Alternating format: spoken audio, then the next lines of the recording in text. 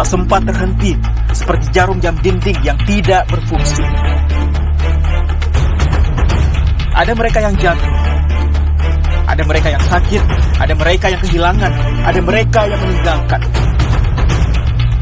Tidak satu, tidak dua, mereka pergi bergerombol dalam gelombang bernama kematian. Pandemi akan pergi seperti kabut yang hilang sebelum fajar. Asal kalian tidak membawa ego, bergerombol di sana-sini, berhahaha mengabaikan yang diatur. Sungguh elok jika kalian peduli atas nama kemanusiaan. Pakai masker, harga mati. Gak pakai masker, bisa mati.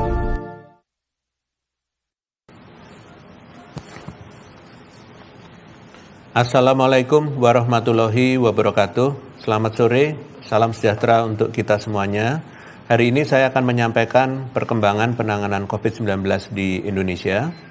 Dan sebelum memulai sesi konferensi pers pada hari ini, saya ingin mengingatkan sekali lagi bahwa kebijakan PPKM yang saat ini diberlakukan merupakan sebuah instrumen pengendalian COVID-19 dan juga merupakan kebijakan yang bersifat adaptif. PPKM dengan level 4, 3, 2, dan 1 merupakan leveling suatu daerah sesuai keadaan pada suatu kurun waktu tertentu agar dapat produktif dan aman COVID. Pembatasan ini bersifat dinamis sehingga nantinya tiap daerah akan diperlonggar atau diperketat pembatasannya sesuai dengan keadaan kasus COVID-19 di masing-masing daerah tersebut. Terkait dengan leveling paling ketat adalah level 4 dan paling longgar level 1. Pemberlakuan PPKM akan selalu menyesuaikan dengan kondisi perkembangan kasus terkini yang terjadi di Indonesia, sehingga pengendalian kasus dan juga pemulihan sektor ekonomi dapat dijalankan secara beriringan untuk mencapai masyarakat yang produktif dan aman COVID.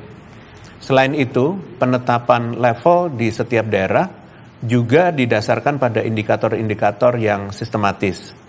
Saya mohon bantuan dan kerjasama rekan-rekan media untuk menyampaikan rasional di balik diterbitkannya kebijakan PPKM, serta perubahan levelingnya secara berkala dan jelas, agar masyarakat dapat mengerti dan ikut mengawasi perkembangan leveling PPKM yang terjadi di daerahnya masing-masing. Terima kasih. Selanjutnya, terkait dengan perkembangan COVID-19 di tingkat provinsi, pada hari ini saya sampaikan bahwa perkembangan COVID-19 di tingkat nasional telah menunjukkan tren perbaikan. Kasus positif, kematian, dan BOR telah mengalami penurunan dalam 3-4 minggu terakhir. Kesembuhan pun juga mengalami peningkatan.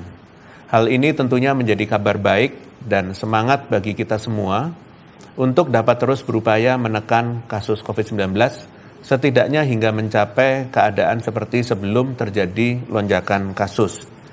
Dan jika dilihat pada tingkat provinsi, maka pada minggu ini terjadi penurunan kasus positif pada 25 provinsi, atau 73% dari seluruh provinsi di Indonesia telah menunjukkan perbaikan kasus positif.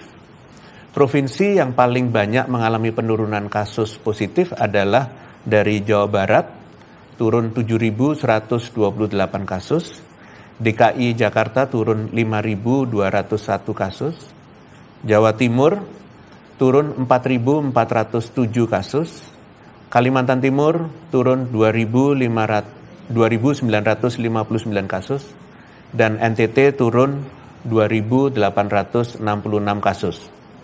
Penurunan kasus positif ini juga diiringi dengan penurunan positivity rate dari sebelumnya 23,57% pada tanggal 2 sampai dengan 8 Agustus menjadi 21,48% pada tanggal 9 sampai dengan 15 Agustus atau turun sebesar 2,09%. Ini adalah perkembangan yang sangat baik karena artinya sebagian besar provinsi di Indonesia sudah mengalami perbaikan dan semakin dapat mengendalikan penularan. Namun, penting untuk diketahui bahwa masih ada 9 provinsi yang menunjukkan kenaikan kasus mingguan pada minggu ini. Adapun 9 provinsi itu adalah Jawa Tengah, naik sebesar 2.952 kasus, Bali naik 1.094 kasus, kemudian Papua Barat naik 667 kasus, Kalimantan Tengah naik 553 kasus, Sulawesi Barat naik 295 kasus, Aceh naik 247 kasus, NTB naik 208 kasus, Maluku naik 167 kasus, dan Jambi naik 41 kasus. Tentunya kita perlu berfokus pada 9 provinsi ini, karena artinya 9 provinsi ini menjadi penyumbang dari kenaikan kasus mingguan di tingkat nasional. Kenaikan kasus positif pada 9 provinsi ini juga perlu ditelaah lebih utamanya terkait pada angka kematian, kesembuhan, kasus aktif, BOR, dan persentase posko terbentuk di wilayahnya. Ternyata, data menunjukkan bahwa dari 9 provinsi tersebut, perkembangan hampir semua indikator ke arah yang kurang baik terlihat di Provinsi Nusa Tenggara Barat. Secara lebih detail, data menunjukkan kasus positif mingguan di NTB masih bertambah 208 kasus, yang sayang sekali diikuti dengan kesembuhan mingguan yang turun 348 kesembuhan. Kematian mingguan di provinsi ini juga mengalami kenaikan sebesar 13 kematian, dan kasus aktifnya per tanggal 15 Agustus juga menunjukkan peningkatan 99 kasus aktif dibandingkan minggu lalu. Kenaikan kasus di provinsi ini menyebabkan masih meningkatnya BOR, yaitu dari 29,10% menjadi 30,17% atau meningkat 1,07%. Salah satu penyebab tidak langsung kenaikan kasus pada suatu provinsi adalah pembentukan dan kinerja posko yang tidak maksimal pada wilayah tersebut, dan hal ini tercermin di NTB, di mana pembentukan poskonya masih terbilang rendah, yaitu baru sebesar 13,37% posko terbentuk. Selain NTB, perkembangan di Sulawesi Barat juga perlu menjadi perhatian. Meskipun kesembuhan mingguan di provinsi ini mengalami peningkatan, namun peningkatannya tidak lebih tinggi dari peningkatan kasus positif. Kasus positif mingguan di Sulawesi Barat naik 295 kasus, sedangkan kesembuhannya hanya naik 202 kasus. Selain itu, kematian mingguannya juga masih meningkat, yaitu naik 11 kematian dari minggu lalu. Dan per tanggal 15 Agustus, kasus aktifnya pun juga masih meningkat 181 kasus dibandingkan minggu lalu. Kabar baiknya, meskipun kasus positif dan kasus aktif meningkat, BOR di provinsi ini menurun dari 39,94% menjadi 36,55% atau turun sebesar 3,39%. Sayangnya pembentukan posko di wilayah ini juga masih sedikit, baru 26,92% desa kelurahan di wilayahnya yang telah membentuk posko. Provinsi lainnya yang perlu segera memperbaiki penanganan adalah Papua Barat. Sama seperti Sulawesi Barat, peningkatan kesembuhan mingguannya yaitu bertambah 221 kasus, tidak lebih besar dari peningkatan kasus positif mingguannya yaitu bertambah 667 kasus. Angka kematian mingguan di provinsi ini juga mengalami peningkatan, yaitu naik 9 kematian dibandingkan minggu lalu. Meskipun kasus aktif dan BOR di provinsi ini menunjukkan penurunan, namun sayangnya pembentukan poskonya juga masih rendah, yaitu hanya 9,93% desa kelurahan di Papua Barat yang telah membentuk posko. Tentunya perkembangan yang kurang baik pada berbagai aspek di 3 provinsi yang telah saya sampaikan ini perlu dijadikan bahan refleksi bagi pemerintah daerah dan masyarakatnya. Adanya penurunan kasus di tingkat nasional seyogyanya tidak serta-merta menjadi justifikasi bagi pemerintah daerah untuk lengah atas keadaan daerahnya masing-masing. Pemerintah daerah harus konsisten aktif membaca data perkembangan COVID-19 di daerahnya, karena dengan membaca data secara berkala, maka pemerintah daerah dan masyarakat dapat mengantisipasi terjadinya kenaikan kasus dengan menyiapkan fasilitas kesehatan semaksimal mungkin dan penanganan kasus sedini mungkin. Maka dari itu, saya mohon pada gubernur dari 9 provinsi yang masih mengalami kenaikan kasus pada minggu ini, utamanya Gubernur NTB, Sulawesi Barat, dan Papua Barat, yang cenderung menunjukkan perkembangan yang kurang baik pada hampir semua indikator agar segera memperbaiki penanganan COVID-19 di wilayahnya. Jika kasus positif, kasus aktif, dan BOR masih menunjukkan peningkatan, maka segera konversi tempat tidur untuk pasien COVID-19 dan buka tempat isolasi terpusat jika memungkinkan agar warga tidak terpaksa melakukan isolasi mandiri. Hal yang paling penting adalah segera membentuk posko di desa kelurahan di wilayahnya masing-masing karena posko menjadi wadah koordinasi usaha penanganan pertama pada kasus COVID di tingkat terkecil yaitu RT atau RW. Jika mengalami kendala dalam melakukan konversi, membentuk posko atau kendala lainnya, mohon segera menyampaikan kepada pemerintah pusat agar dapat segera dibantu pelaksanaannya. Sekali lagi, saya tekankan khususnya kepada pemerintah daerah di Provinsi non-Jawa Bali yang daerahnya masih menunjukkan perkembangan yang kurang baik sesuai data hari ini, agar segera melakukan perbaikan mengingat pemerintah pusat secara rutin melakukan evaluasi PPKM di tiap daerah. Apabila tidak ada perbaikan pada indikator-indikator yang disebutkan, maka tidak menutup kemungkinan tidak akan terjadi pelonggaran PPKM di daerah tersebut, atau bahkan peningkatan pengetatan PPKM apabila dinilai perlu.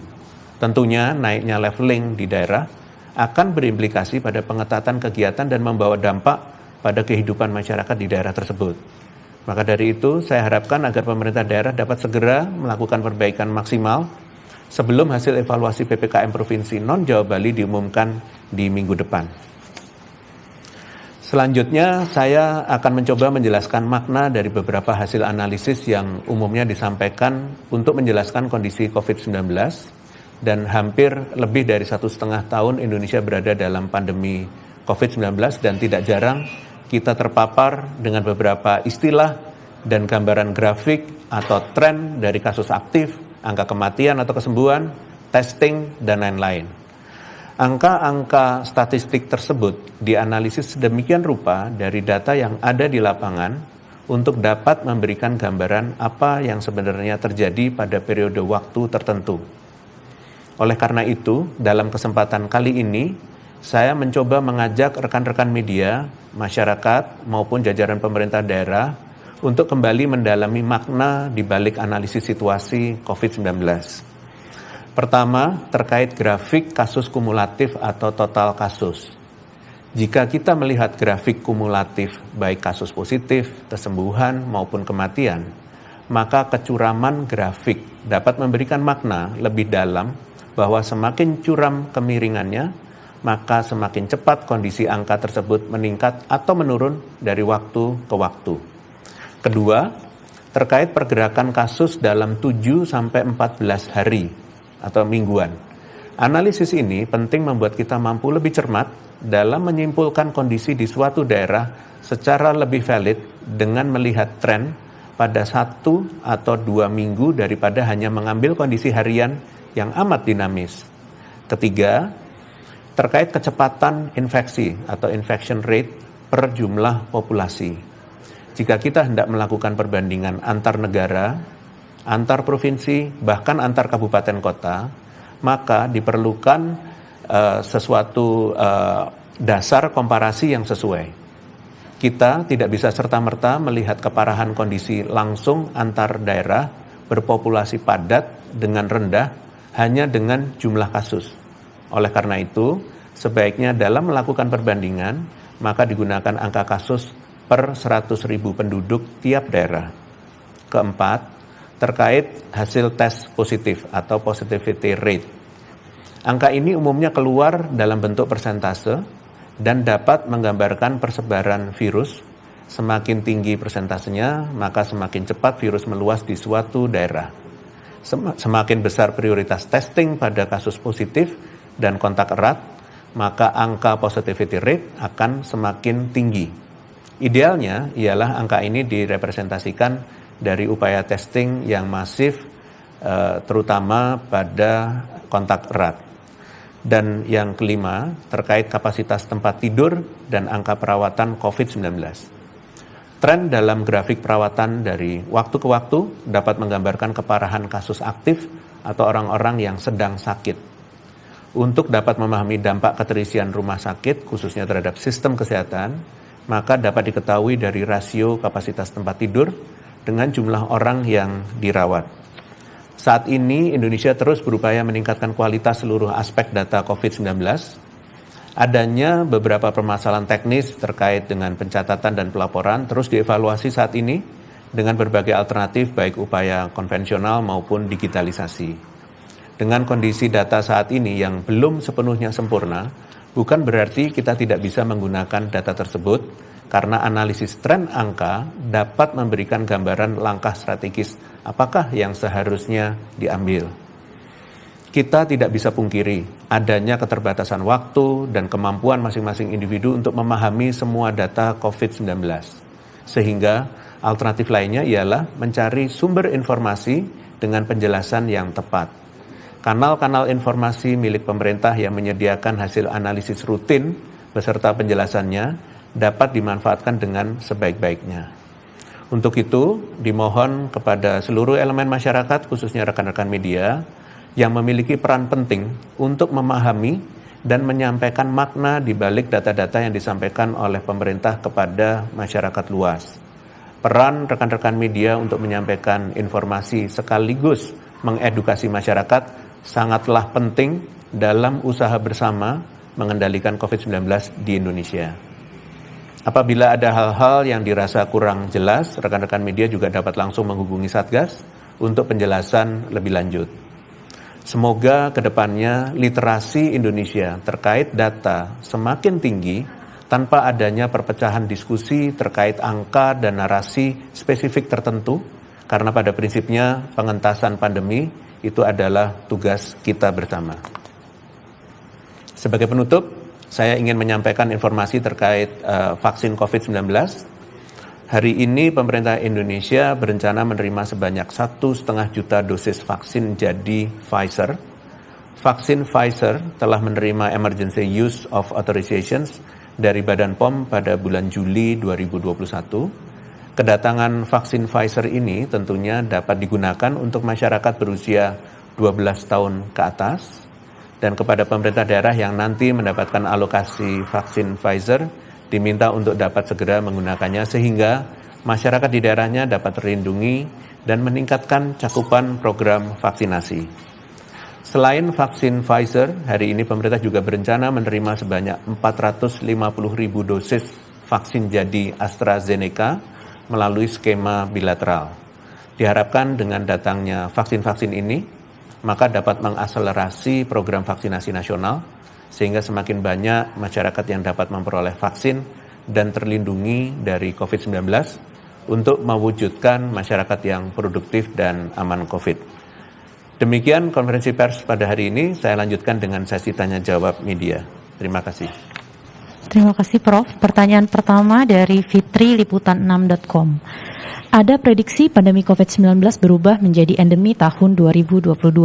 Bagaimana tanggapan Satgas terkait hal tersebut melihat situasi dan kecepatan vaksinasi di Indonesia? Apakah COVID-19 di Indonesia bisa menjadi endemi di tahun depan? Terima kasih. Baik, terima kasih Liputan6.com. Endemi dapat digambarkan sebagai sebuah situasi di mana kondisi kasus lebih terkendali, namun bukan berarti virusnya hilang sepenuhnya. Hal-hal yang dapat mengindikasikannya bahwa pandemi telah bertransisi menjadi endemi jika kekebalan masyarakat meningkat terhadap virus seiring dengan akselerasi vaksinasi maupun infeksi alamiah, sehingga angka perawatan dan kematian pun menurun. Dengan instrumen pengendalian PPKM saat ini berupa pengaturan dan target spesifik baik 3M, 3T, dan vaksinasi di tiap kabupaten kota, diharapkan kondisi tersebut segera tercapai dengan syarat kolaborasi pemerintah dan masyarakat harus bisa mensukseskan kebijakan yang telah ada agar efektif dan signifikan hasilnya. Terima kasih. Pertanyaan kedua dari Fitri Liputan6.com dan di Kompas.com. Dengan penurunan harga PCR, bagaimana langkah pemerintah untuk mengantisipasi bila terjadi permintaan layanan tes yang meningkat, mengingat banyak komponen testing yang harus diimpor.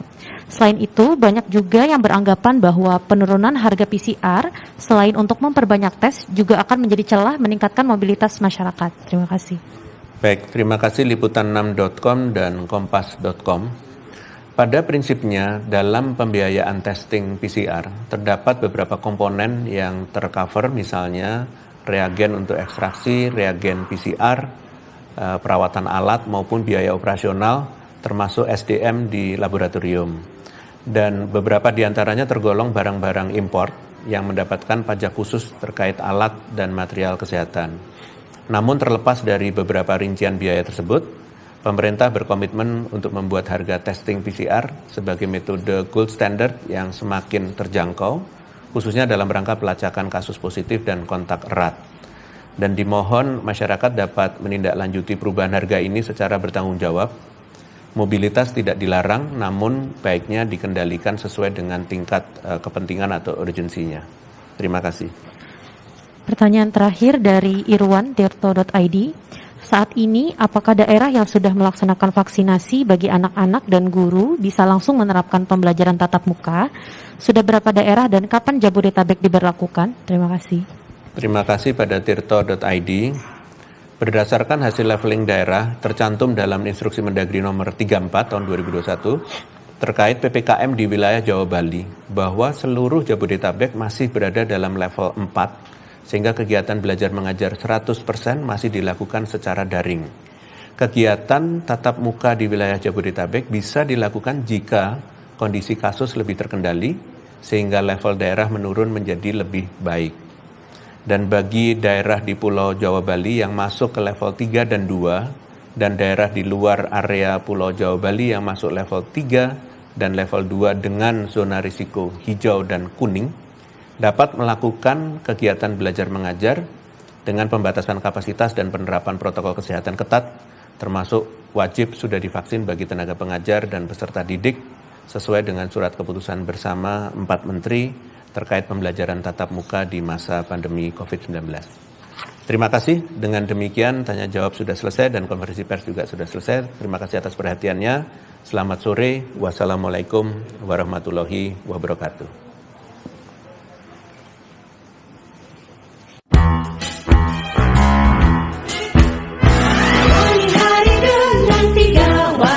Wajib iman, wajib